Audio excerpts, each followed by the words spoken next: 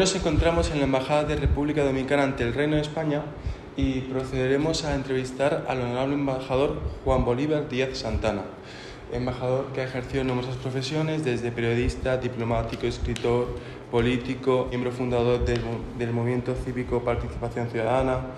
Y es por ello para nosotros, tanto para Manuel como para mí, un honor realizar esta entrevista. Las relaciones entre la República Dominicana y el Reino de España se remontan a mediados del siglo XIX, cuando, mediante un tratado de amistad, el Reino y la República establecieron relaciones diplomáticas.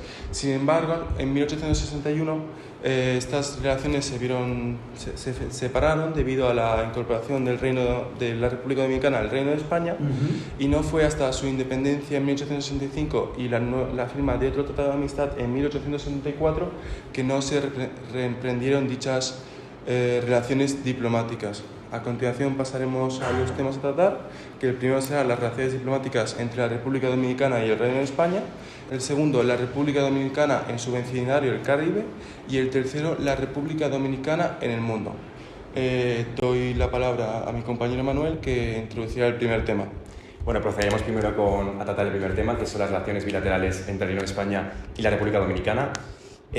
¿Cuál considera que es el estado actual de las relaciones entre ambos países y qué influencia tienen los datos culturales e históricos que hemos tenido y en la buena marcha entre los países, entre las relaciones entre los países?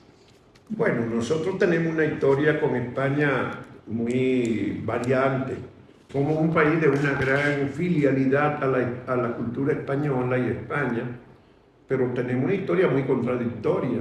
Nosotros fuimos la primera colonia española, como ustedes saben, en América, pero también fuimos negociados por España con Francia, que en algunas ocasiones, un par de veces, se hicieron acuerdos de transferencia de una parte de la isla de un lado para otro. Aquí en Aranjuez se firmó en 1789, creo que fue el Tratado de Aranjuez, que fue cuando se dio España la parte oriental a Francia. De todas maneras, eso eran como unas relaciones de amor y desamor, de matrimonio y divorcio. Y fuimos el país de América Latina el único que no se independizó de España, porque nosotros estábamos como colonia francesa. En la parte occidental los esclavos se rebelan y producen la República de Haití, que es la primera república negra, fruto además de una rebelión de esclavos contra amos y de negros contra blancos. O sea, tenía una serie de complejidades ese movimiento. Y en efecto derrotaron el ejército de Napoleón en Haití. Pero los haitianos dicen que la isla una es indivisible y arrancan para el oriente a echar a los colonialistas, pero ahí se había producido entonces ya un movimiento independentista dominicano. Total, Haití se quedó 22 años. Ese movimiento independentista fue muy teórico, en la práctica no se llegó a materializar. Y Haití se quedó 22 años unificando la isla, hasta que se renovó ese movimiento otra vez pro-independentista se nutría de una corriente de cultura hispánica que se había afianzado más en el lado oriental que en el lado haitiano. Se había afianzado una cultura francesa, mucho más negritud, que en el lado nosotros era una población, había una más población blanca y más población mulata, mezcla, ¿verdad? Y lo cierto es que entonces nosotros nos independizamos de Haití, no de España. Fíjense qué curioso. Pero somos también el único país de América que después de ser independiente volvió, entonces se adscribió de nuevo a España. Y después la independencia se produce en el 44 de Haití. Y en el 61, o sea 17 años después, se proclama de nuevo la anexión a España de la República. Y empezó entonces 2 años después una guerra que nosotros llamamos la restauración de la República.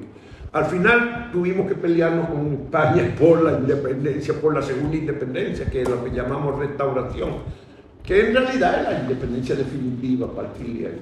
Claro que ha habido muchos capítulos tristes en la historia dominicana, como son 2 ocupaciones americanas que hubo, la última en el 1965. Pero de todas maneras la sociedad dominicana se afianzó. Pero raíz, cultura, lengua, la lengua es dominante absolutamente la española. Los indígenas desaparecieron en la isla y desaparecieron muy temprano. 50 años después del descubrimiento, en la isla no quedó un indio en pie. Es verdad que la mayoría murieron por enfermedades, pero también por explotación, sobreexplotación y algunas matanzas.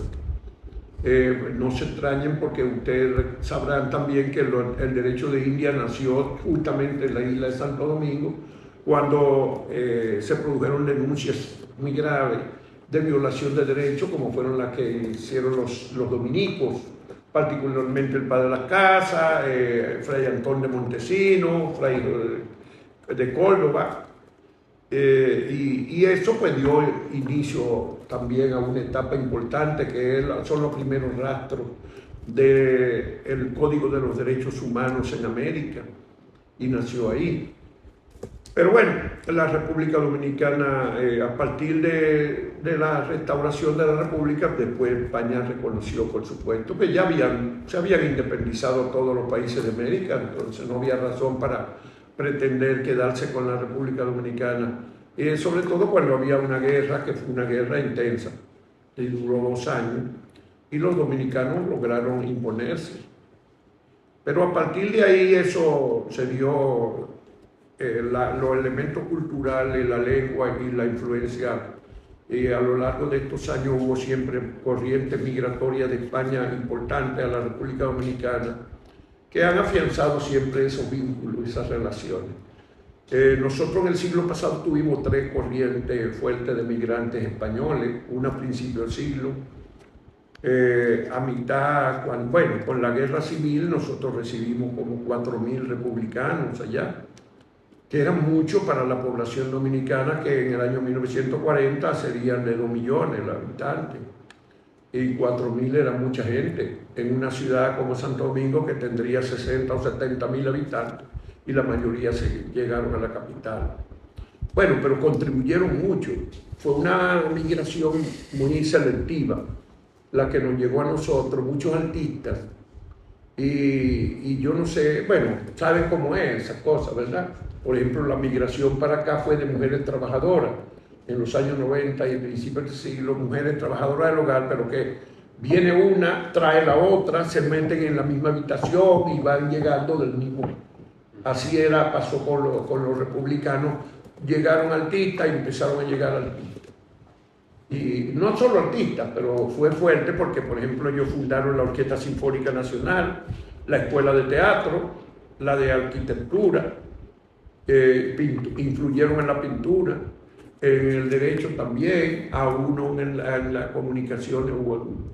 Y después, en los años 50, hubo otra corriente de agricultores españoles que llegaron. Bueno, en resumen, hay un vínculo histórico-cultural muy fuerte. Las relaciones hoy día son absolutamente normales y nosotros tenemos aquí una colonia dominicana importante.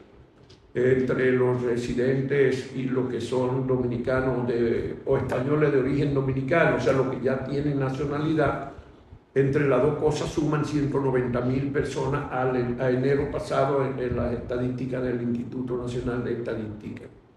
De ellos, unos 115.000 son ciudadanos dominicanos con la naturalización española ya, y el resto, 72.000, 73.000 son residentes.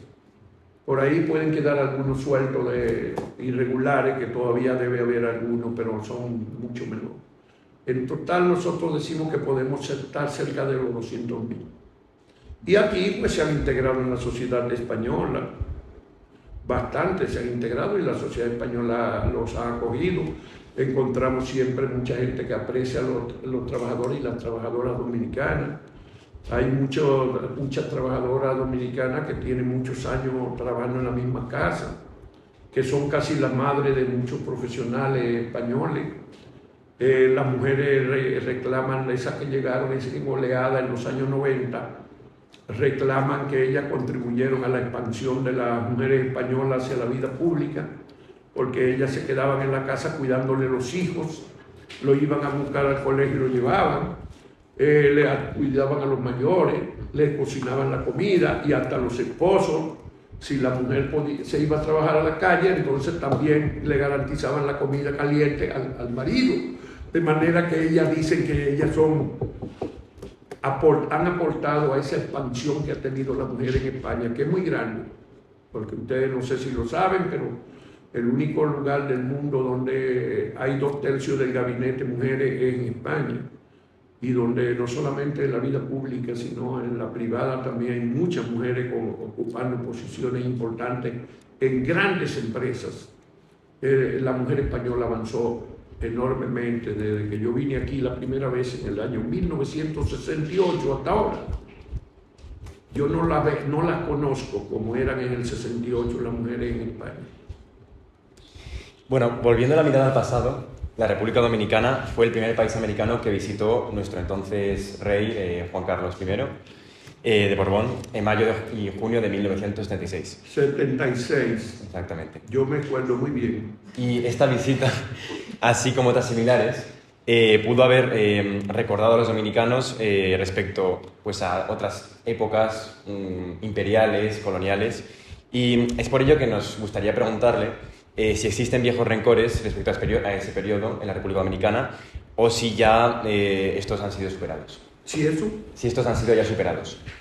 Bueno, como yo te decía, se ha superado mucho todo eso. Es decir, los nexos culturales y las relaciones, España además ha sido muy solidaria con la República Dominicana, ha auspiciado muchos programas de desarrollo, mucha asistencia a la República Dominicana y la ha considerado una colonia inicial y un paso inicial. Y además hay una fuerte comunidad española en la República Dominicana. No sabemos cuántos hay descendientes de españoles. Sabemos que hoy hay 29.000 residentes españoles residiendo allá. Pero los que son dominicanos de ascendencia española son cientos de miles. Luego, cuando yo te decía que me acordaba de lo del rey, fue porque yo era comentarista de radio entonces, en el 76, y el rey dijo un discurso muy bonito cuando llegaba, hablando de la luminosidad de la isla. Cuando llegó al aeropuerto bajó y dijo ese discurso, y que viendo desde el avión y habló mucho de la luminosidad y resulta que estábamos con una crisis de energía eléctrica y de muchos apagones. Y entonces yo dije, el rey ha hablado de la luminosidad, deje que llegue la noche para que él sepa lo luminosa que se pone esta ciudad. Bueno, pero sí, eso se ha superado en gran medida. Claro, siempre quedan. Y yo creo que es un error. Por ejemplo, hay corrientes en España que ponen énfasis mucho en que la leyenda negra, que todo se ha magnificado. Yo no sé, en algunos casos siempre se va a magnificar, pero de que hubo exceso. Y lo que más corresponde es decir que sí, que hubo exceso y que nosotros no somos responsables hoy, que lamentamos que hubiera exceso porque hubo exceso. Pero decir que no, que hay gente que discute, que en la isla de Santo Domingo hubo exceso. Y en algunas otras colonias grandes hubo guerra muy fuerte contra la población nativa. Pero los nativos resistieron, pero que lo que llegaban eran los invasores. Es igualito que hoy España está apoyando a Ucrania porque los rusos le invadieron. Han ofendido con el presidente López Obrador porque dijo que España debería pedir disculpas por lo que hubo en la conquista de eso.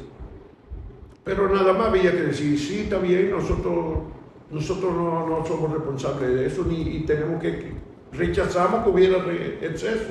Y ya, se quedaba ahí. Pero empezar un debate intelectual de si hubo o no hubo, llevan meses discutiendo eso. Y hubo excesos. Pero no hay conquista, ni hay colonización, ni nada que no constituya exceso. El primer exceso es que los indios, por ejemplo, en la isla de Santo Domingo, vivían en paz, tranquilos, y un día llegaron gente armada a ocupar sus espacios. Ya eso es un exceso, ¿o no? Bueno, que eso trajo civilización, que trajo cultura, interculturalidad. Sí, claro, eso es lo positivo. Y entonces tenemos que reivindicar lo positivo. Pero para reivindicar lo positivo no tenemos que negar lo que hubo de negativo. Hubo cosas negativas. Para enfocarnos un poco más en el tema económico, El Reino de España es uno de los socios comerciales más importantes de la República Dominicana, siendo el cuarto país desde donde más importa mercancías. Sin embargo, la balanza comercial estaba profundamente desequilibrada. ¿Esto a qué se debe? ¿Qué tipo de mercancías y qué tipo de comercio hay entre ambos países?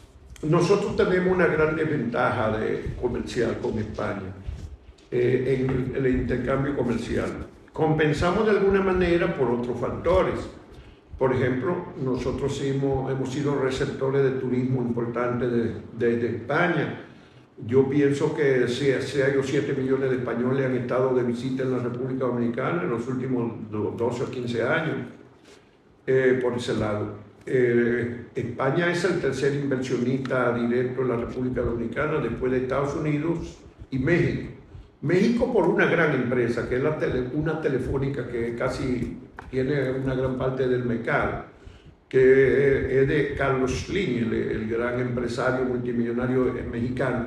Por esa gran empresa es que México es el segundo inversionista, pero si no, España es el tercero. Después, en inversiones y en turismo y en asistencia en programas para el desarrollo, también España ha sido significativo para nosotros y compensa, pero desde luego entre los objetivos que tiene la política exterior dominicana es una mayor penetración en el mercado español para equilibrar ese desbalance comercial que tenemos. Hoy mismo estábamos de visita, ayer en estos días se ha estado la feria de frutas aquí de España y yo vine, esta mañana yo fui al Mercamadrid con una delegación dominicana que ha estado ayer, estábamos y antier en esa feria y está ofertando productos dominicanos y cada vez hay más acogida al aguacate, a la piña, algunas frutas provenientes de la República Dominicana. Aquí nosotros somos el mayor exportador hoy día de tabaco elaborado, puros. Antes era Cuba, pero hace ya 10 años que la República Dominicana es el número 1 en el mundo en exportación de tabaco. Somos número 1 también en Europa en exportación de banano orgánico y de café orgánico, pero no es necesariamente en España, pero sí en Europa. Por ejemplo, en el mercado de Inglaterra, el banano dominicano es muy fuerte. Pero aquí hay unos canales abiertos para que nosotros podamos incrementar el comercio en los próximos años. Ese es un objetivo de la política exterior dominicana en España. A continuación pasaremos al tema 2, que es la República Dominicana en su vecindario, el Caribe. Y procederemos a hablar en primer lugar, debido a cercanía, ya que es el único país con frontera terrestre, de Haití. Entre la República Dominicana y Haití se reparten la isla de la Española, estando Haití en la parte occidental y la República Dominicana en la parte oriental. Y es importante, hay algunas diferencias sustanciales, como ya ha mencionado usted, la diferencia también entre que uno era una colonia española y otro una colonia francesa, y en que uno tiene más ascendencia blanca y otro tiene más ascendencia de gente afroamericana. Y es importante también las tendencias migratorias desde una Haití más pobre a una República Dominicana más rica y crecimiento económico, que si no me equivoco la República Dominicana es el segundo país que más rápido crece en toda Hispanoamérica. Es por ello que me gustaría preguntarle, ¿cómo es la convivencia entre ambos países? Y enfocando más el tema, ¿qué significado tiene el inicio de construcciones en febrero de 2022 de un muro que divida ambos países en la frontera, en algunos tramos? Bueno, ese es un tema muy conflictivo para los dominicanos y para los haitianos también, pero para nosotros más por las razones históricas que ya ustedes ya anunciamos ahorita. Es decir, nosotros tuvimos que independizarnos de Haití, y porque eso ya supuso una confrontación. Es cierto que cuando se dio la Segunda Guerra de Independencia Dominicana, la restauración contra el ejército de España, los haitianos fueron solidarios con los dominicanos, le dieron apoyo a los restauradores de la independencia. Y por lo tanto, los excesos que hubo, los excesos de la ocupación haitiana en la República Dominicana como todas las ocupaciones, conllevó grandes excesos y violencia. Entonces eso quedó en la raíz, pero debió ser extirpado suficientemente por el hecho de que después los haitianos sí dieron apoyo a la restauración de la República Dominicana. Pero sin embargo hay corrientes anti-haitianas en el país que nada más ponen acento en lo primero y se le olvida que lo segundo es lo que debió haber borrado lo primero ya. Y entonces siempre ha habido un poco de recelo. Y hay hasta algún nivel de racismo. En Haití la población es más negra y casi 95%. Y hay corrientes prohispánicas en la República Dominicana que se pretenden que somos blancos. Y hay blancos, mucho más que en Haití, pero no todos somos blancos. Bueno, hay algunos conflictos de esa naturaleza.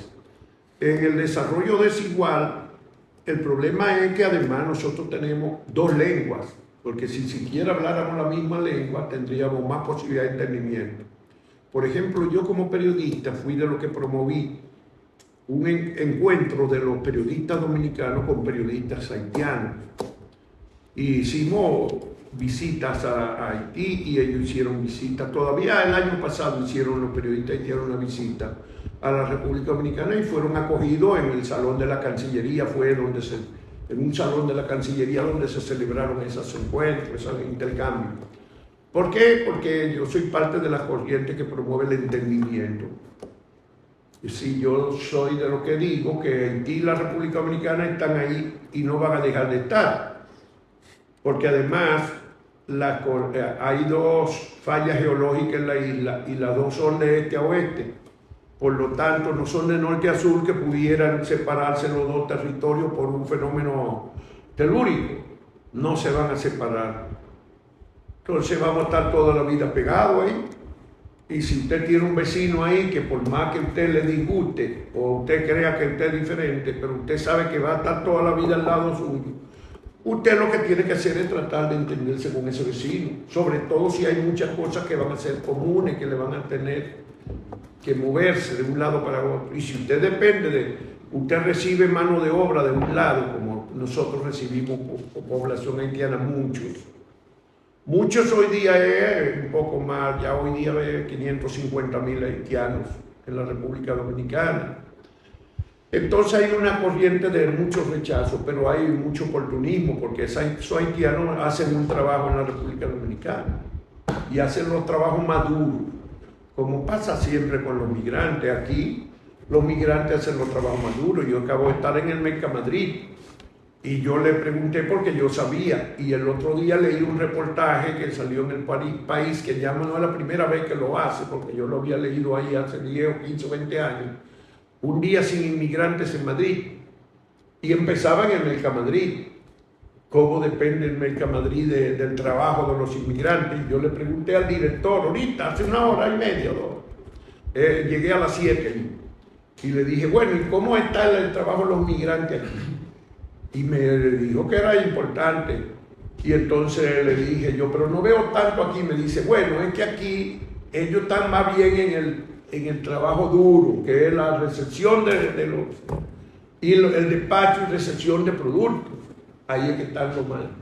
Pues es natural, los inmigrantes, los que llegan de fuera, asumen los trabajos más difíciles. La limpieza, los trabajos agrícolas fuertes, en la construcción, y en España también en la construcción hay muchos migrantes. Y allá pasa con los haitianos. Pero es un trabajo como cualquier otro. Los inmigrantes aquí son importantes y los inmigrantes... Pero hay rechazo, siempre hay algún tipo de rechazo y eso crea tensiones. Pero la mayoría de la población dominicana ha convivido siempre con los haitianos y nosotros no tenemos problemas.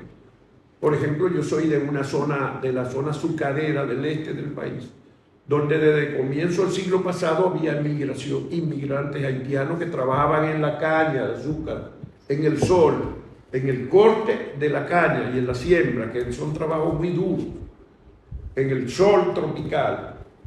Y además la caña es un producto duro, difícil, y la hoja de la caña es corta, es decir, la hoja es molestosa. Entonces ese trabajo lo han hecho toda la vida los haitianos allá, han sido fundamentales en esa industria, en la construcción también. Entonces nos tenemos que entender y llevar con los haitianos. Ya hay corrientes ultraderechistas, ultranacionalistas, en ambos lados hay, porque del lado haitiano pasa lo mismo. Hay gente que rechaza al dominicano porque entiende que nosotros lo discriminamos. Esos problemas que se dan en fronteras, cuando hay diferencia, y ahí hay diferencia. La primera es la lengua, eso no hay ninguna duda hay de que tenemos algunas diferencias. Pero como seres humanos tenemos que entenderlo y convivir, porque no tenemos otra alternativa. Y nosotros, así como aquí, un día ser inmigrante en Madrid se va abajo Madrid, en la República Dominicana, sin inmigrantes, hoy día son el 80% de los trabajadores agrícolas. Son haitianos, el 80%. Y en la construcción son de 65, 67% son haitianos. Entonces nosotros también lo necesitamos. Pues vamos a hablar ahora de otro vecino de la República Dominicana, como es Estados Unidos. El Caribe está controlado y tiene una mayoría en la cual Estados Unidos tiene pues, un comercio muy potente en el Caribe, en la zona del Caribe, sobre todo con los vecinos sudamericanos. ¿Cómo son las relaciones con este gigante norteamericano? Sobre todo teniendo en cuenta los programas económicos que han sido fundamentales también para la economía de la República Dominicana, como son el de América Crece, por el que el país pues, obtuvo una financiación de unos 2.000 millones de dólares. ¿Y cómo valora usted la cooperación? ¿En qué 2.000 millones? De dólares con el programa de América Crece, que impulsó Estados Unidos en toda Sudamérica. ¿Y cómo valora también usted la cooperación dominicano-estadounidense, la lucha contra el narcotráfico y la seguridad regional marítima, que es un tema que el presidente Abinader pues, puso mucho énfasis sobre él? Estos dos temas, ¿cuál? Sí. Bueno, ha habido muchos encuentros y desencuentros también con Estados Unidos. En la historia de la isla, Estados Unidos ocupó la República Dominicana desde el año 1916 al 24, por 8 años. Pero en Haití se quedó 29 años. Cuando se habla de la desgracia de Haití, mucho se le olvida que Francia explotó esa colonia. Esa fue la colonia más grande y más productiva que tuvo Francia en América. Pero Estados Unidos la ocupó durante 29 años. O sea, hay una corresponsabilidad en el resultado de lo que son esas sociedades. En el caso dominicano, esos 8 años marcaron mucho el comienzo del siglo pasado. Y cuando creíamos que todo se había superado, en el 1965 Estados Unidos volvió a invadir la República Dominicana. Esa vez nada más se quedaron un año y medio. Pero la invasión fue una tontería muy grande. Fue fruto del pánico que había en Estados Unidos por la Revolución Cubana. Yo digo en un libro que publiqué que la República Dominicana es el país que más caro pagó en América la Revolución Cubana, porque nosotros la pagamos con una invasión de Estados Unidos. Porque ¿qué pasaba? Que en los años, acuérdense que Fidel Castro triunfó el 1 de enero del 59, pero se declaró marxista-leninista en el 61. Entonces en esos años, Estados Unidos, el área del Caribe, sobre todo América Latina en general, pero el área del Caribe era como su patio. Y instauró un régimen de supervisión y de intervención política abierta en toda la zona. Y cuando en la República Dominicana hubo un movimiento, derrocaron un gobierno democrático. Y cuando hubo un movimiento para reponer el movimiento, Estados Unidos de inmediato vio a un Fidel Castro en cada esquina dominicana, e incluso se llegó a decir que estaba el Che Guevara allá. Invadieron la República Dominicana otra vez. Y la verdad es que ni estaba el Che Guevara, ni Fidel Castro, ni era un movimiento comunista, nada de eso. Eso fue una tontería política grande, pero fruto de ese pánico que había, que cuando un muchacho se paraba en una universidad y decía un discurso, ya estaban registrándolo como un peligro. Y eso, así era la política. Bueno, eso también ha empezado a ser superado con los años. No era tanto porque yo lo viví, ya yo tenía 20 años cuando se produjo la invasión de Estados Unidos y yo la viví. y a mi generación nos marcó profundamente, nos marcó esa guerra porque no la esperábamos además y nos sorprendió. Yo era dirigente católico, miren a ver lo lejos que yo estaba del marxismo-leninismo. Yo era un dirigente de la Juventud Católica Dominicana, pero yo fui contra la invasión de Estados Unidos, como la mayoría de los que éramos dirigentes católicos y de los que éramos estudiantes. La gran mayoría del país estuvo en contra de eso. Pero con los años Estados Unidos mejoró su vínculo con nosotros, ha hecho muchos programas de apoyo al desarrollo dominicano. Es un mercado de dominio de Estados Unidos muy importante en términos económicos. Las relaciones comerciales son muy desiguales, pero para nosotros es de todas maneras el principal mercado de exportación dominicano. Y es un principal mercado de exportación de mano de obra dominicana, porque nosotros, dominicanos, salieron en los últimos 60 años, alrededor de 2 millones de dominicanos se fueron, y se fueron a Estados Unidos. En Europa aquí hay estos casi 200.000 y hay otros 80.000 más regados en Europa. Vamos, pónganle 300.000, pero en Estados Unidos llegaron cerca de 2 millones. Y eso a su vez se constituyen hoy día en una fuente muy importante de la estabilidad y del desarrollo económico del país, porque la remesa y lo de España y Europa también contribuyen. Las remesas son hoy día el principal aportador de divisas. Todavía hay gente que cree que el turismo, y alguna vez, hasta hace 2 o 3 años, hasta la pandemia, en los números era el turismo, que nunca era la realidad, porque el turismo devuelve hacia el exterior una parte de lo que ingresa por pago de servicios, porque hay que darle comida, alimentación y se importan todo lo que usan los hoteles para darle atención a los visitantes. Por lo tanto hay un ingrediente de componente. En cambio las remesas no devuelven nada hacia el exterior, las remesas se quedan netas en el país. Pero también se demostró con la pandemia que estaba subestimado lo que se ingresaba por remesa. ¿Por qué? Porque al año 200.000 dominicanos iban de visita y llevaban una parte de ese dinero en los bolsillos. Lo que ellos consumían y lo que llevaban de regalo a sus familiares y al vecino que le decía: tú vas para Santo Domingo, llévame a la vieja esto, y le mandaba un sobre con $200. Pero si eran 200.000 que visitaban el país, eso era también una cantidad de dinero que nadie lo contaba. Por eso, cuando la pandemia de un año para otro, y que creció en 42% la remesa, ¿saben por qué? Porque al no haber viaje, estaban paralizados, los dominicanos apelaban a enviarlo por los canales de donde se cuenta, por los canales financieros de los bancos y de la remesadora.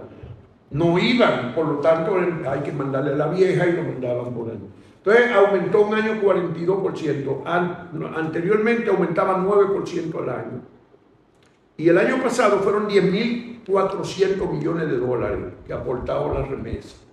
Y esa suma de 10.400 millones de dólares, para que tengan una idea, las reservas acumuladas del Banco Central son 14.000 millones de dólares, y en un solo año la migración mandó 10.400. En los últimos 10 años la remesa fueron 62.000 millones de dólares. Tú hablabas de aporte de Estados Unidos de 2.000 millones. Bueno, por la remesa fueron 62.000 millones. Eso ha contribuido a ciertamente, primero, la estabilidad de la moneda dominicana y de la economía, porque le entran 10.000 millones de dólares cada año que no trabajamos allá, que vienen de fuera. Y segundo, que las remesas se distribuyen demasiado horizontalmente en el territorio nacional entre la población pobre, y muchos de ellos han mejorado su vivienda, mandan a los niños a la escuela, entran ese dinero emprenden pequeños negocios por el aporte que le mandan los familiares. Algunos de los que regresan invierten en los pueblos de donde salieron y crean algunas. ese dinero y esa cosa mejoró las condiciones de pobreza en el país, más que los programas gubernamentales. Por supuesto, los políticos quieren decir que lo que ha mejorado el país es el fruto de ellos, pero en realidad yo soy de lo que sustento que el principal promotor factor que ha impulsado eso es la remesa de los dominicanos en el exterior. Aprovechando que usted ha mencionado el contexto histórico con Cuba y las relaciones que han tenido con ese país, como último punto de este bloque nos gustaría tratar las relaciones que tiene la República Dominicana con las dictaduras de su entorno. Entonces, ¿cuál es la posición de su país respecto a los regímenes de Nicolás Maduro en Venezuela, de Daniel Ortega en Nicaragua y de Miguel Díaz-Canel en Cuba? ¿Y qué solución le ve a las sociedades que lo sufren, sobre todo si la República Dominicana puede hacer algo en la democratización y en la defensa de los derechos humanos en dichos países? Sí. Antes de eso, agreguen de Estados Unidos un aporte que yo no mencioné, que son los turistas. El principal mercado del turismo dominicano es Estados Unidos. Y de Estados Unidos están llegando 4 millones por lo menos de visitantes al año. Eso es otro aporte importante visto desde otro lado. En cuanto a los gobiernos mira, nosotros tenemos una posición muy crítica sobre la situación de Venezuela, este gobierno, y la de Nicaragua también, sumamente crítica. Hemos rechazado las elecciones en Nicaragua, hemos abogado por un cambio y una democratización en Venezuela, en la política exterior oficial es esa. En cuanto a Cuba, nosotros históricamente tenemos una relación más diplomática, más política. Es muy difícil de entender, pero lo primero es que nosotros tenemos unos nexos histórico-culturales muy fuertes con Cuba. Y segundo, que Cuba ha sido muy solidaria con la República Dominicana en términos políticos siempre. Por ejemplo, la lucha contra las dictaduras dominicanas siempre estaba en su epicentro estaba en La Habana. Siempre Cuba fue a que cogía a los exiliados dominicanos. Es más, el primer exiliado de América salió de la República Dominicana para Cuba, que fue un indio que salió huyéndole a la conquista española. Llegó a Cuba, a Tuey, y desde entonces... Entonces, otra cosa, cuando Fidel Castro produce su revolución, en la República Dominicana vino una dictadura, la de Trujillo, y hubo dominicanos que participaron en la revolución cubana, y hubo un compromiso de Fidel Castro con los dominicanos. Entonces, en los primeros años, Cuba siempre fue muy solidaria. Cuando la invasión de Estados Unidos, quien encabezó en el mundo la denuncia de esa invasión en todos los escenarios fue Cuba, en la defensa. Entonces, esos factores han siempre influido, y el hecho de que Estados Unidos ha tenido una política demasiado desacertada, porque al fin de cuentas han pasado 10 gobiernos diferentes en Estados Unidos, presidentes, desde el año 1961. Y ahí sigue Fidel Castro, se murió, pero el castrismo sigue vivo. Lo que quiere decir que la política estadounidense no fue efectiva. Tenía que haber sido diferente, y si hubiera sido diferente probablemente hubiera habido cambios democráticos en Cuba más acentuados, o hubiera habido un cambio definitivo. Para entenderlo hay que conocer un poco la geopolítica de la zona. En Cuba, además, nosotros nos daba mucha brega. Por ejemplo, yo como periodista y como comentarista, yo soy demócrata y promuevo la democracia, creo en la democracia. Y en Cuba no hay democracia, pero yo hice muy pocas críticas al régimen cubano en la televisión. Yo me diferenciaba, pero no ponía el acento. ¿Por qué? Porque nosotros nos unía una cosa, el rechazo al intervencionismo americano. Nos unía con los cubanos, porque habíamos sido víctimas nosotros históricamente varias veces y seguíamos siendo. Ya hoy día no es como en los 60, cuando yo era estudiante universitario, que como yo te decía, la presencia americana era demasiado apabullante en la zona, en nuestro país, aquí, en toda la región, en Centroamérica también, por el miedo de que iba a haber otras Cubas. Y las otras Cubas no se daban Cuba fue un fenómeno histórico, pero entonces lo cierto es que, pero nosotros tenemos, el Estado Dominicano tiene relación con Cuba. Y mantenemos cierta diferenciación, pero no tan clara como contra los gobiernos de Venezuela y de Nicaragua. Nosotros tenemos unas posiciones más claras. En el caso de Nicaragua tenemos una razón adicional. Los dominicanos, así como los cubanos fueron muy solidarios con nosotros lo fuimos con los nicaragüenses. ¿Por qué? Otra vez volvemos a la geopolítica. Porque Nicaragua y la República Dominicana padecieron dictaduras muy largas al mismo tiempo. Los Somoza en Nicaragua y los Trujillo en la República Dominicana. Nosotros nos liberamos de Trujillo primero y entonces nosotros éramos contra los Somoza.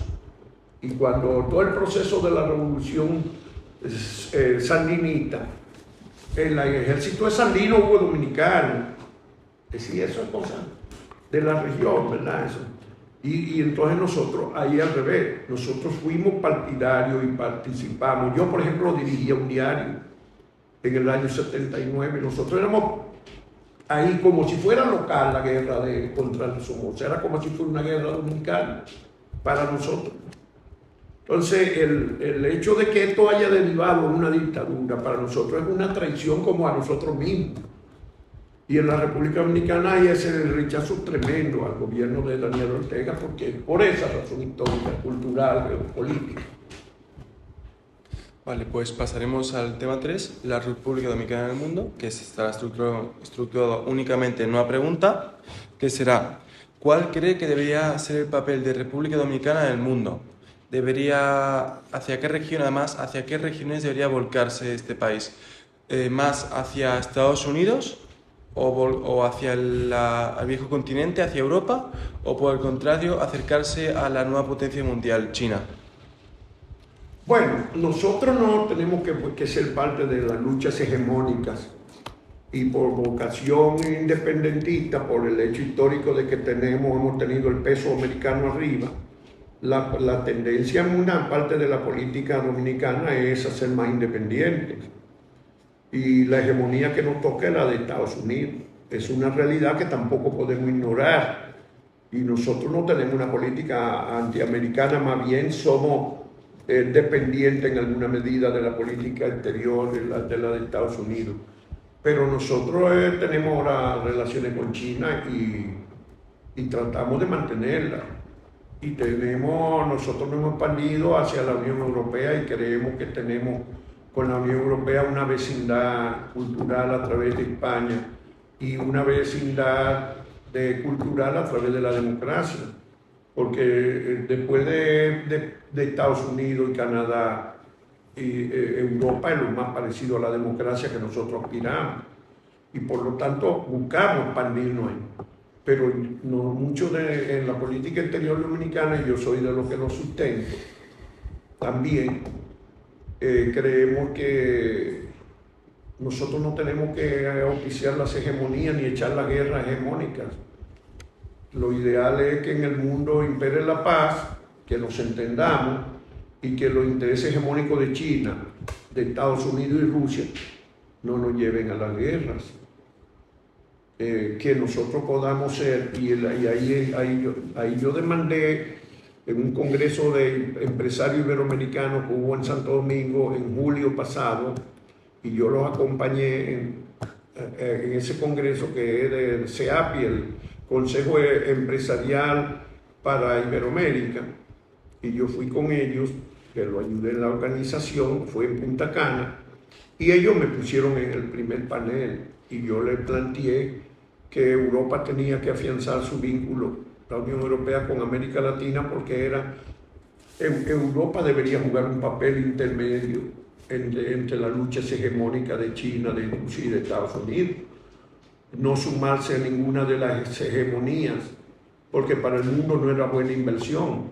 El mundo necesita un colchón que que haga como un sprint entre esas luchas hegemónicas y que de alguna manera pueda ser un elemento de moderación.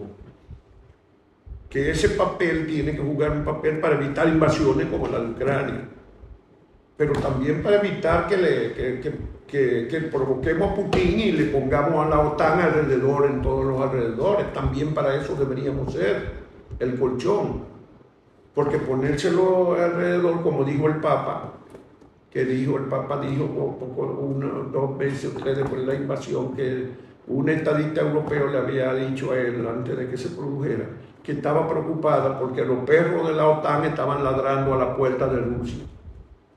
Y evidentemente, si yo mando mi perro a la puerta de tu casa, un día te va a molestar y vas a tener una reacción irracional, que no es válida, porque no estamos tratando de validar una invasión, y mucho menos los dominicanos vamos a invalidar invasiones.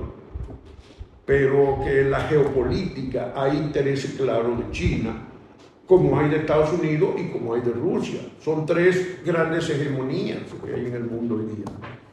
La Unión Europea no tiene ejército para invadir a nadie, ni está amenazando a nadie. Entonces, ¿con quién se tiene que juntar? Con los latinoamericanos, que somos los más cercanos política y culturalmente a los europeos, por la influencia que tiene Europa en América, los ingleses, los españoles, los portugueses, los italianos, que no tuvieron colonias, pero tuvieron grandes migraciones. Entonces tenemos que buscar la manera de crear una especie de lo que hubo en los años 70, cuando la Guerra Fría estaba en su apogeo, el movimiento no alineado. Ese movimiento contribuyó en algunos momentos y era un factor de negociación en los escenarios internacionales. Yo estuve en la Conferencia de Naciones Unidas para el Desarrollo que se celebró en Nairobi, 1976, un mes duraba la conferencia de la UNCTAD. Y ese era un escenario de negociación. ¿Qué estaba? O el bloque comunista, el bloque de los partidos de los países democráticos y lo que se llamaba el tercer mundo, los no alineados, que ahí estaba casi todos los América Latina, incluso estaba el régimen de Yugoslavia, Tito era de los que inició el movimiento de no alineados. Pero estaban varios de los países y de los líderes africanos que buscaban una alternativa entre ese capitalismo que se enfrentaba al socialismo. Estamos aquí nosotros. Nuestros intereses no son ni esto ni esto. Los intereses de nosotros hay que tomarlo en cuenta. Y se negociaba. Y los de los países capitalistas hacían concesiones al tercer mundo. ¿Saben por qué? Por miedo, porque los comunistas estaban haciendo cosas, estaban donando y promoviendo cosas en el tercer mundo. Entonces, ese movimiento de intermediación fue muy bueno y contribuyó a mantener la paz en el mundo también, porque había que, en los escenarios internacionales eran muchos países, llegaron a ser 110 los países del llamado tercer mundo, 110 llegaron. Cuando comenzó el movimiento, los no alineados, ¿cuánto eran? Como 49, algo así. Y llegaron a sumar 110 países. Tú dices, bueno, no tenían ejército ni la economía cambiaba en el mundo, pero en los escenarios internacionales, a la hora de una votación en las Naciones Unidas o en todos los escenarios, ahí estaban esos votos. Y había que buscárselo. Y Estados Unidos se lo tenía que ganar y los rusos se lo ganaban los soviéticos, se lo buscaban y entonces venían las negociaciones. Y el mundo es de negociación. Todo es negociación. Ustedes están empezando a negociar y con la muchacha y con los muchachos, ustedes saben que tienen que negociar, eso no es darlo y darlo y vamos a ver cómo que nos entendemos, es así, la vida es una negociación. Pues, ¿tiene algo más que comentarnos sobre la República Dominicana? Yo no soy demasiado ortodoxo porque yo no soy político militante, tú sabes. Yo no le temo a la política, no soy antipolítico ni antipartido tampoco. Nunca lo he sido, pero yo fui un periodista demasiado independiente y muy crítico. Pero crítico es una cosa y otra cosa es que rechace a la política. Yo no lo rechazo ni a los políticos ni a la política. Pero sí creo que hay que hacer. Yo también jugué ese papel de intermediación entre la política Y cuando tú dijiste que yo era fundador del movimiento Participación Ciudadana, eso ha sido, va a cumplir 30 años el próximo año Participación Ciudadana. Y lo que la fundamos, estamos muy orgullosos de haber hecho ese esfuerzo.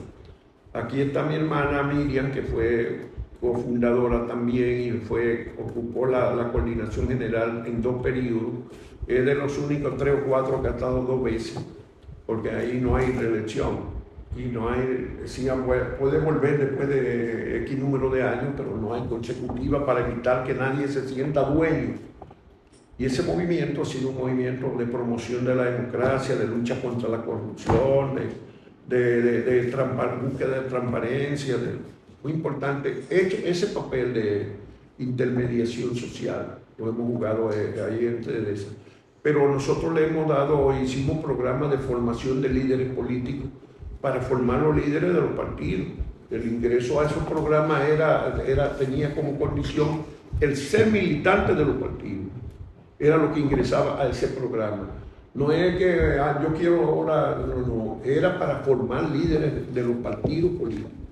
¿En qué? En la democracia, en el entendimiento con la sociedad civil. Exacto.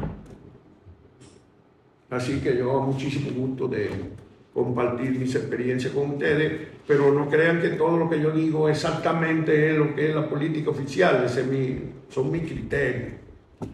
Por ejemplo, sobre Haití, hay cosas que yo digo que en la política oficial no se dicen, ¿me entienden? Allá me dicen que yo soy pro-haitiano porque yo soy de lo que he buscado una posición de equilibrio frente a algunas tendencias. Y entonces llegaron a hacer campaña, yo defendí derechos de los haitianos. Por ejemplo, allá hubo una sentencia de un tribunal que le quitó la nacionalidad a los hijos de haitianos nacidos en el país que ya la tenían, por una sentencia retroactivamente, lo cual era una barbaridad jurídica. Y así fue en el mundo entero, lo consideraron en todos los organismos internacionales. Entonces yo fui de los que encabecé el rechazo de eso en el país. Y llegaron a pedir mi cabeza en manifestaciones de grupúsculos, porque claro, yo era un comentarista de un canal nacional y tenía tantos años que yo tenía mucha influencia. Entonces yo era muerte a los traidores, y en la foto, la primera de los traidores estaba la mía. Entonces, pero yo no, eso, como quiera yo, eso es lo que yo tenía que hacer y eso es lo que voy a seguir haciendo. El que esté aquí no invalida mis criterios personales sobre nada. Por supuesto, yo respeto la política exterior dominicana y el gobierno actual tiene una política que entiende esas cosas. Y a pesar de que yo era un traidor a la patria, me nombró embajador en España, que es la segunda embajada más importante del país. De manera que yo no he estado, por el actual gobierno, no soy considerado una persona rechazable, al contrario, cercana. Y por lo tanto, en términos generales, lo que son mis criterios no son contradictorios. Por ejemplo, el canciller fue coordinador general de Participación Ciudadana también. En muchos años, desde que vivía en Estados Unidos, era el representante de Participación Ciudadana en Washington, y después fue coordinador general 1 año. Es un periodo de 1 año. La coordinación, no tenemos presidente, sino coordinador general, para que no se meta en la cabeza el presidencialismo. Porque uno de los problemas de nuestro país es el presidencialismo, que los presidentes creen que son dueños del país o de las instituciones. Eso incluye hasta las empresas. Las empresas tampoco son democráticas, en términos de que los presidentes se pasan por encima de los consejos de las empresas, demasiado frecuentemente. Y a veces para cosas negativas para las empresas, porque las han llevado a situaciones de quiebra y de situaciones difíciles porque los consejos de esas empresas no cumplieron su responsabilidad o porque el presidente se sobrepuso a ello. La cultura democrática no es solo en los partidos el problema, es también en las iglesias, es en las empresas, en los empresarios, es en los sindicatos, que hay que promover una cultura democrática. Le damos las gracias desde la Asociación para las Naciones Unidas y el Derecho Internacional por abrirnos la embajada y por aceptar nuestra entrevista. Bueno, pues mucho gusto.